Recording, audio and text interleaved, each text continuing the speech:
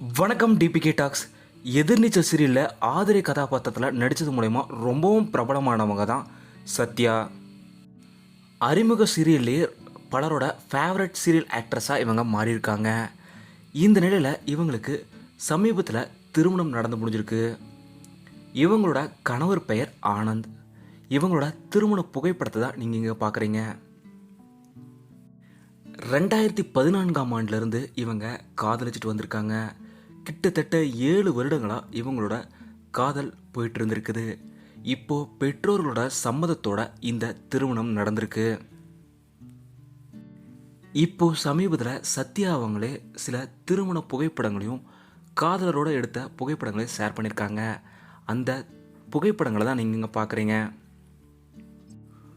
Social மீடியாவில் பலருமே இப்போது சத்யா ஆனந்த் இருவருக்குமே தொடர்ந்து வாழ்த்துக்களை சொல்லிட்டு வராங்க. பல பிரபலங்களுமே வாழ்த்துக்கள் சொல்லியிருக்காங்க.